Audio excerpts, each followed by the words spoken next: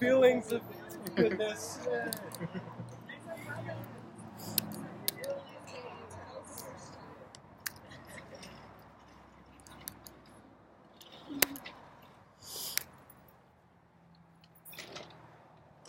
So there are 4 crucial aspects that you look at in your human design chart that make up the cross of life.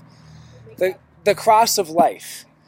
The cross of life is so called because in anyone's time of birth there will be a cross formed between the sun and the earth, which are always directly opposed from each other on the ecliptic, and between the north and south node of the moon. And so these will be in different positions, based on when you're born, but they form a cross. If you were to look at the position of the sun, and then look at the positions of the nodes, you're going to see that they intersect as a cross. Now, in human design, we actually look at 2 calculations. We look at the calculation of the moment of birth, which is said to be your personality. These are the characteristics of really your mind, of your personality, of your psyche. And then we look at a chart drawn 88 degrees retrograde motion of the sun. We go back 88 degrees solar arc, and we find the time when the design crystal entered the body, which is really the consciousness of the body.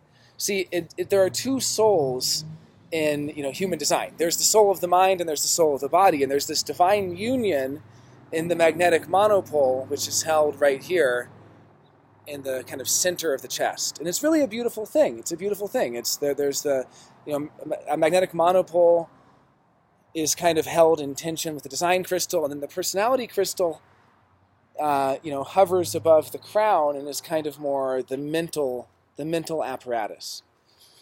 And so there's these four things you look at in human design, which are the design sun and earth calculation of the design crystal, the design nodes, which is the position of those lunar nodes, the personality nodes, and the personality sun and earth.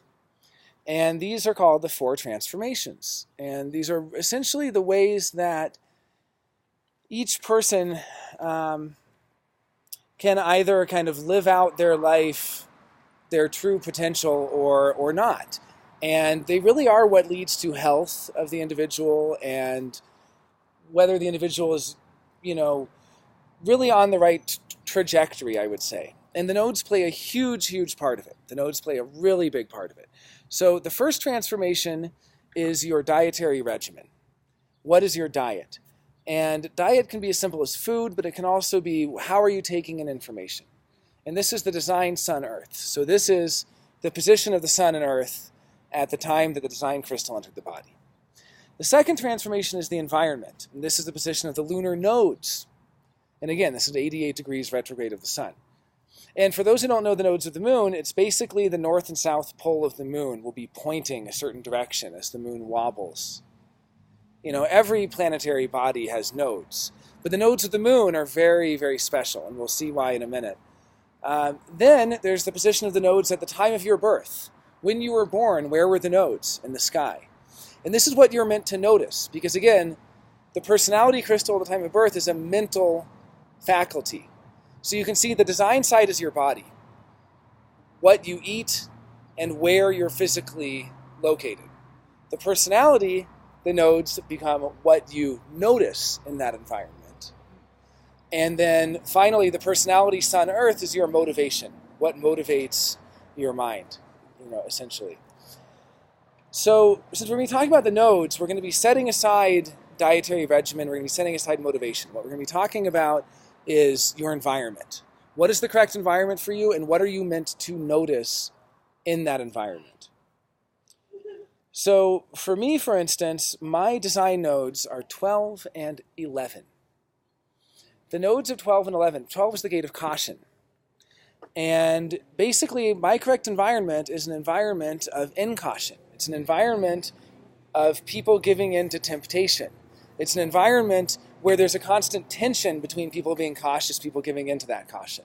So, I actually do really well around, it's like a signpost for me. I know I'm on the right track when I'm in an environment where there's a lot of incaution, which is funny. But that's not what I notice there. because my personality nodes are gate 45 and gate, what's my other one here? I have it. Sorry, it's gate 45, and what's the opposite of 45? I always think of it as 45. 26, I think. It's basically, they're tribal nodes, and they're all about the haves and the have-nots. And so what I notice in my environment is who has, because gate 45 is the gate of the leader of the tribe, of the powerful person in the tribe. So what I notice in my environment is essentially who's in charge, who has the resources, who doesn't, and so on. And what's funny is it's not something you can really force yourself to do. It's not like you go, oh, I'm just going to choose with my mind to be in my correct environment, and I'm going to just choose to notice all the right things. These are signposts that occur naturally when you're really living as yourself. And that's the real core thesis of human design. Human design basically says everyone's going around making decisions with their mind, and you can actually make decisions with your body. And this is what we were kind of going over a little bit earlier. I don't know if Paige, if you had a chance to talk about it with Esther about strategy and authority. It's one of the kind of fundamental concepts of human design, which is that, hey, if you're a generator, you should be making decisions based on It's based on your body, based on the part of your body that's going to respond or not. And it's very important to do that. If I say, hey, do you want to go help me move boxes tomorrow? And you go, then you're going to have a great time, right? But if I say, you want to help me move boxes? And you go, yeah, I could do it. You're going to have a terrible time. And that's for, generators. Everyone has a different dynamic. For Michael, it's, emotional authority, which comes out of this emotional process of getting excited and then getting depressed about it and then getting excited again, or, So each of us has this, and that's really what leads you and what brings you to your correct environment. So I just want to kind of set the stage by saying, when we look at each of our environments, which we can do after this is going to be like a 15-minute talk or something, then we can look at our environments, because that's really the point of it.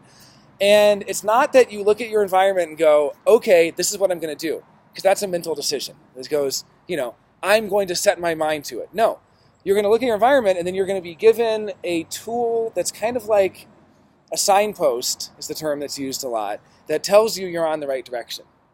You start a job, and then you start to notice things at that job, and they go, that's correct. Or you're going to be moving, Ruby, to Austin. When you're looking at a place to live, which you'll be doing, which I'm really excited because I can't wait to visit you there, you're going to be looking at those places, and it'll be a signpost based on what your environment is to go, okay, I see, this is the kind of environment, I am on the correct path, right? That's what's so nice about the environment. It kind of gives you that. So I'm going to read a little thing about environments really quick here. But the gist of it is, when you're looking at your chart, you're going to have two sets of nodes. And as I was saying, so my design nodes are 12 and 11. Now, if you know what these gates are about, it's essentially that my correct environment for my body is going to be all about caution and people giving in. I would do really well on a trading floor of a stock market or something like that. You know what I mean? People being so cautious and then being really bold all at once. Or all around people giving into temptation. Now, it doesn't mean I have to give into temptation. I don't, right? I mean, that's part of it also, is that sometimes we end up living out these characteristics, not realizing that we're really just meant to be surrounded by them. It's what is it healthy for us to be surrounded by? Some people, God, I know someone who has 35 and 36 as their nodal, 36 and 6 as their nodal gates. 36 is the gate of crisis. This is a person who's well-suited to be a reporter in a war-torn country.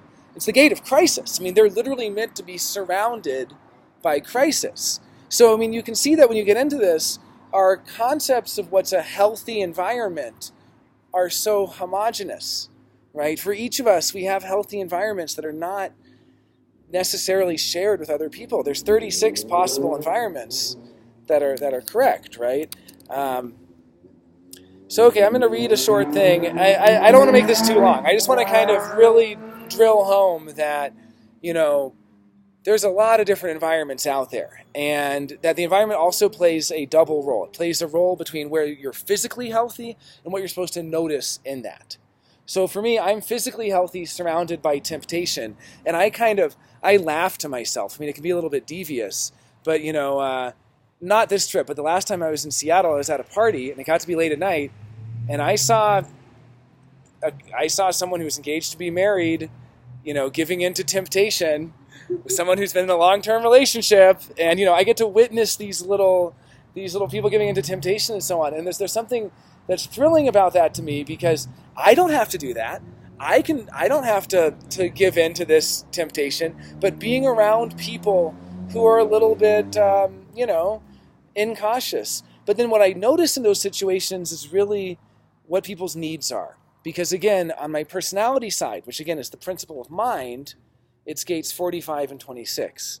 And these are tribal gates, right? So even just looking at what the environment is at the level of circuitry. For those who aren't familiar with circuitry, and I don't want to go into this too long, but there's different kinds of configurations that each of us have.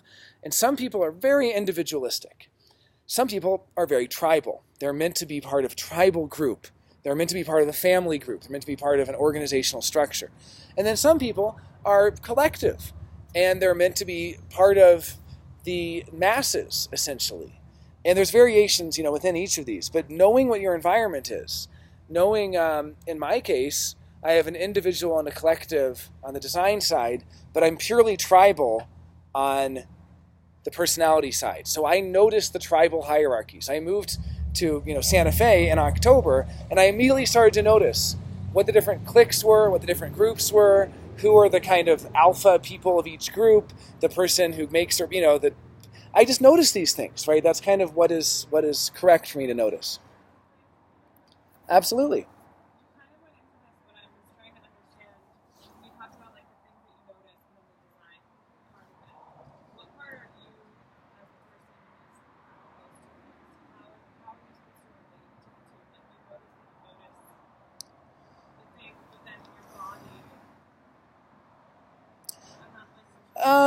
It's basically, well, the mind is going to be noticing everything, but I guess what I'm trying to say is it's, okay, I'll give another example. I'll go one layer deeper, which I don't want to be too complex, but at the design side, we also have a design generic, which is whether you're born into one of the 6 variations of each environment. And those are caves, markets, kitchens. These are kind of nicknames we give for them. Mountains, valleys, and shores. And these are nicknames. A car is a cave because it's a controlled environment. A workshop can be a kitchen because it's a place of transformation and change. These are kind of, metaphorical. But what I would say is, you look at that at the design side. So my design side is mountains. So, I can notice when I'm in a mountain place where I'm high up and I have a view and it's kind of expansive and all these things. But then we skip over to the personality side of the nodes, and we have the same 6, but instead of caves, it's fear. Instead of markets, it's hope, and so on. And we can see these interesting parallels. So to give an example of myself, personally, I'm mountains on the design side. So I do really well in places where I have a view. I do really well on the roof of a house, or I do really well, kind of with an expansive view. But then on the personality side, I'm fear. So what I'm noticing in that environment, I'm noticing people's insecurities. I'm noticing when somebody isn't comfortable in the way they presented themselves, and they suddenly wish they could have taken back something they said, or something like that. So I'm noticing. So I think because we are essentially our mind, like, we don't have access to our unconscious intelligence, which I'm sure is vastly superior, but we don't have access to that. So really the mind is kind of doing double duty. It is observing both the body and the mind. However, that's kind of the crux of human design, is saying that that's why the mind can't also make decisions. Because when you're making decisions with the mind doesn't have enough mental bandwidth to also notice all this stuff. Right? If someone says, do you want to take this job? And I go, well, let me come up with a pros and cons list. Well, I guess if I took the job, it would help prove my value to this person, and it would not offend that person, and it would, and I make a criteria of all the things I'm trying to do, then my mind's not going to notice anything about what I'm talking about here. It's going to be too busy. too busy with trying to make a decision, right? But instead, if I just, do you want this job? Uh-huh. Or, that's done. I'm a generator. I can do that. I can make a decision with that. It's amazing how well it works. Do you want to buy this car? Oh, yeah. It's a cool car. It's great. Or, like, I noticed the opposite. Yeah, I don't want that, So basically, as we free up our minds, it takes a lot of trust, it takes a lot of faith. Someone in a, human design group I was in earlier talked about faith, and they come from a kind of, a religious background, and we don't usually talk about religion. I don't think of human design as any, religious component, but there is a commonality in that you have to have a lot of faith. Because you have to have faith that if you just, if somebody says, do you want to go harvest whale blubber in Alaska? And you go, uh-huh. Well, you have to have faith that that's correct for you to do that. And that's a scary thing. It's terrifying, Yeah, Vaughn.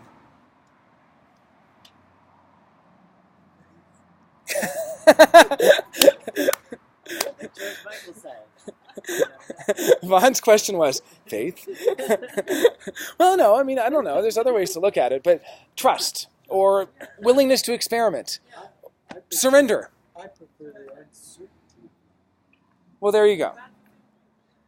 Surrendering to the uncertainty of life. Perfect. Yeah, Vaughn says, I prefer the uncertainty of life. Perfect. Surrendering to the uncertainty of life.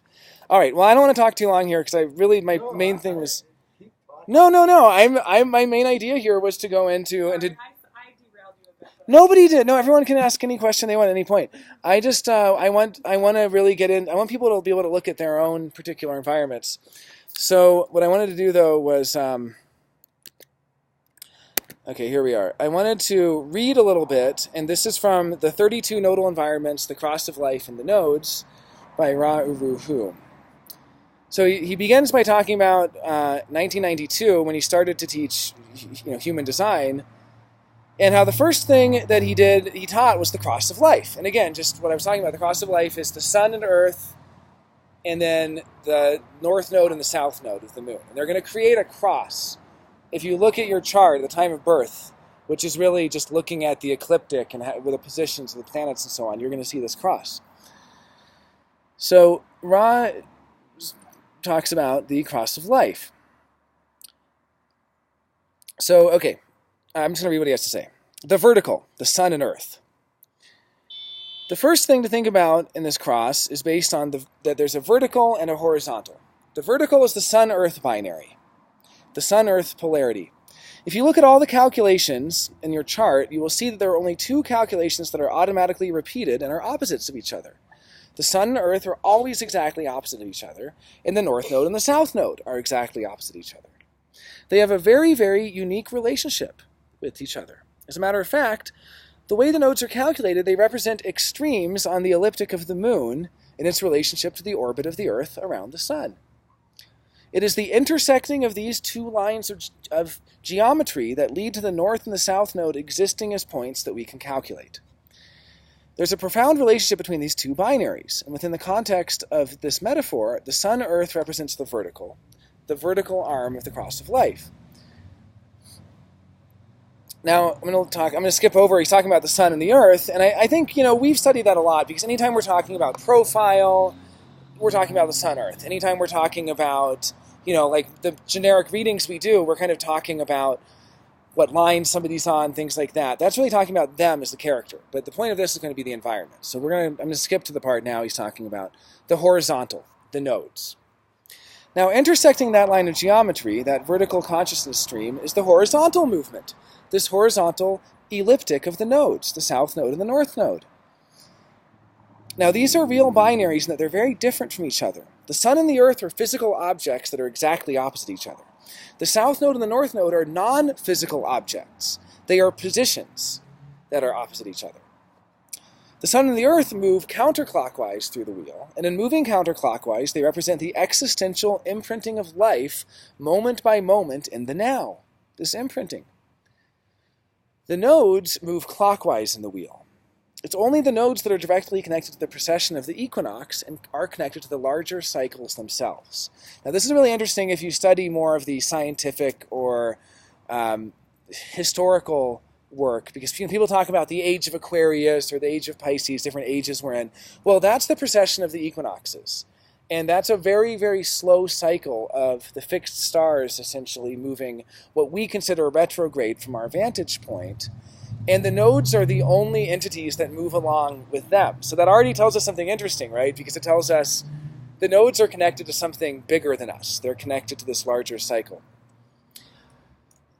Where the Sun-Earth binary is directly connected to our Western tradition, the South Node-North Node binary is directly connected to the Eastern tradition. In the Eastern tradition, the South Node and the North Node have had a number of names. The head of the dragon, the North Node, and the tail of the dragon, the South Node. But also, interestingly enough, is the Rahu is the North Node and the Ketu is the South Node. But more than that, Ketu is dead and Rahu is alive, from death through life to death through life. In other words, it is a continuity or a movement of the incarnative process, the life process. In this life process, we're looking at a number of things in the system of human design. Basically, the life is lost in what we call characteristics. The goal in life is to transcend characteristics and to find one's true role. Characteristics are the domain of the body graph. When you look at your design, you're looking at your characteristics. The whole challenge for you in your process, the only way in which you can leave or transcend the body graph and approach your purpose correctly, you have to deal with the characteristics. The whole theme of and teaching of strategy and authority is in order to come to grips with the power of characteristics and ultimately to be able to transcend them by operating correctly as themselves. The reward for transcending your characteristics is you find your role. One of my favorite analogies or metaphors is the concept of the movie. If you're looking at characteristics, what you're really seeing are those beings who are in the frame of any scene. In other words, they're simply characteristics. They may be loud or slow, this or that, but they don't actually have a role. They're the kind of people who never say anything in a scene. They're simply in the background. But the moment you have somebody who's more than characteristics, they're given a role. So he's kind of going off on what is purpose, what is role. But now I'm going to continue on. The nodes have a special function. The function of the nodes lays the dynamic for how you're going to move from characteristics to role. Because the nodes set the stage. In setting the stage, they provide the background, the environment in which you emerge from your characteristics into your role. So it's so important you're in the right place. It's like, it sounds so simple, but it's like you got to be in the right place to be able to do the right thing.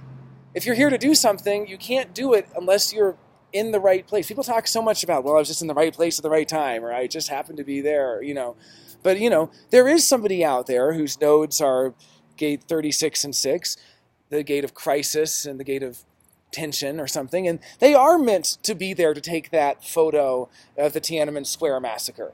They were meant to, you know what I mean? They were at the right place at the right time. They're designed to be able to withstand crisis and trauma and devastation. Somebody else, that would destroy them, right? Somebody else, their correct environment is eating grapes on a cushion and or whatever, right? So that's part of what it's about, is realizing that we need to be in the correct environment. So I'm just going to finish up with what he has to say here, and then we can get to it. But to really understand your nodes is to recognize the world you are intended to deal with, the environment you are intended to deal with, the kind of people who are meant to be there in the background of your life, the kind of forces that are there to provide you with exactly the right connections, the right interaction, the right whatever, because they belong in your scene. The potential to fulfill your purpose has to be seen against the background. It's in that background, in that environment, that your purpose is to be achieved. The moment you're looking at the nodes, you will see as we go through this adventure of looking at the polarities in the wheel and the nodal environments that emerge, is to begin to see that the potential for anyone to fulfill their purpose is directly related to the environment in which it's intended to be fulfilled. There's no way to fulfill the potential of one without the other. It's ironic after all these years of teaching. Okay, this is because this was written in 2006, and it was a nodal cycle. It was something like it was a nodal cycle on the nodes. Yeah.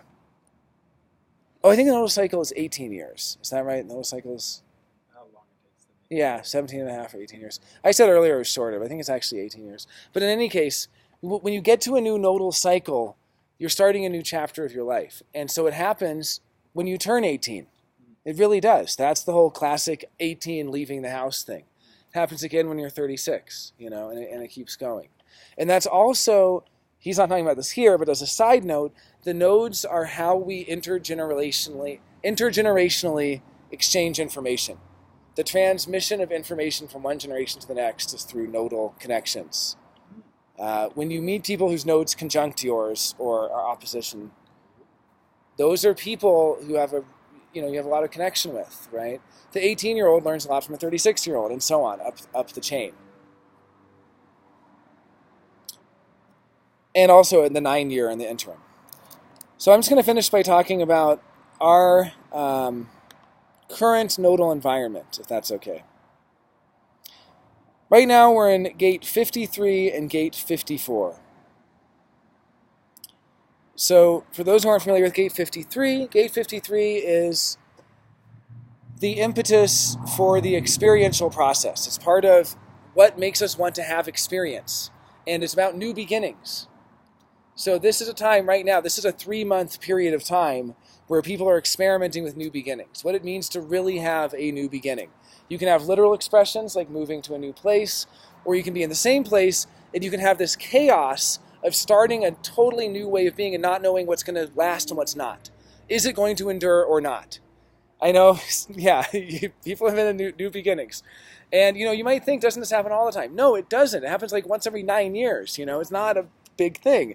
It happens all the time. People always say, I'm starting new things. Well, this is a time, there's other versions of it, sure, but gate 53,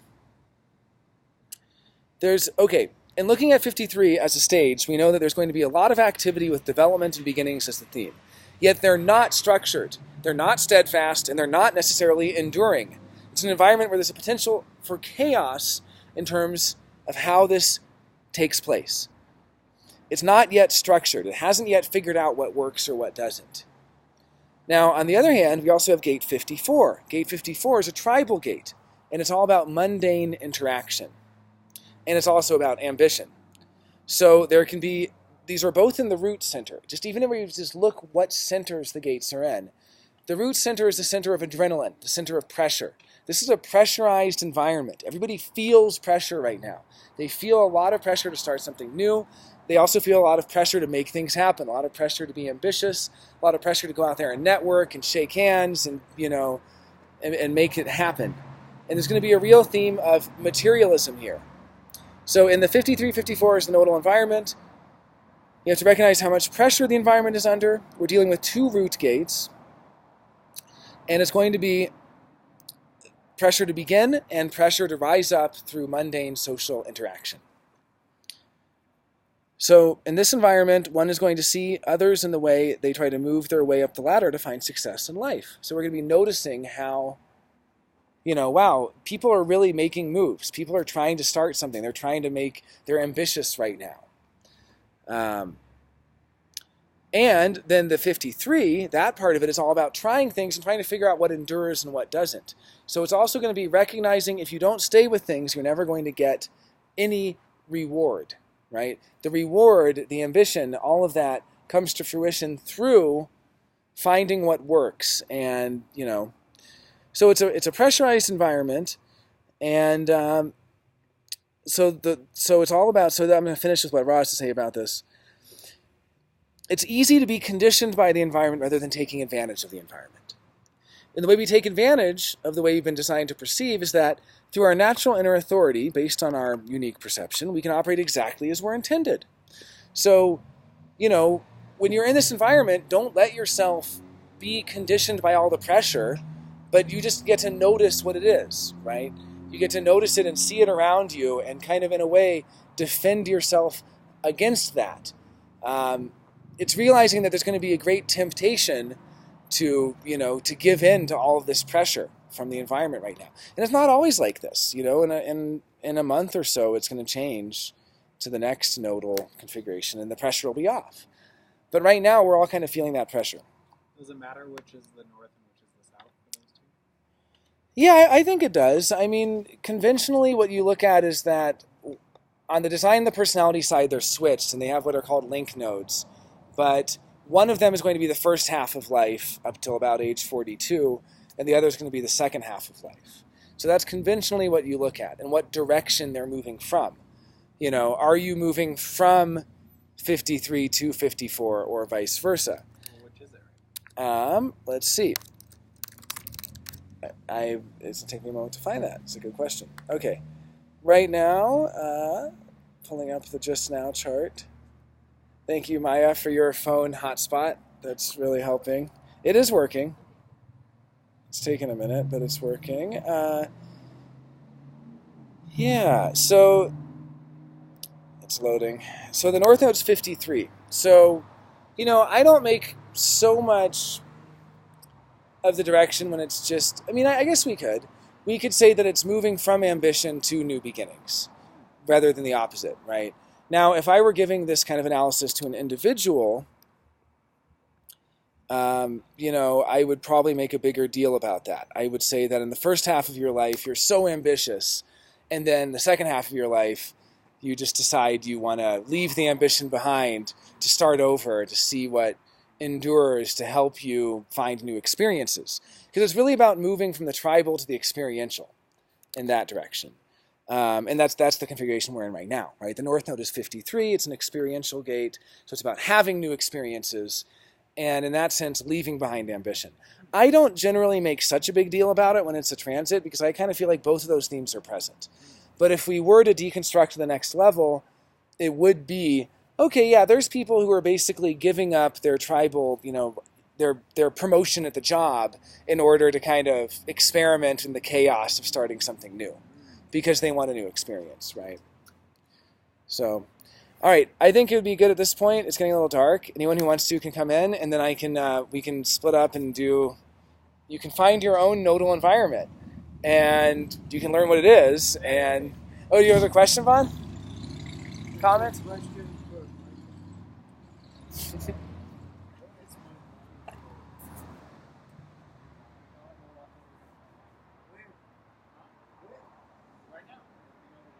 I phrase it as Monica. Nice. All right, let's do it inside. Thank you all. Thanks everyone for coming. Thanks for being here.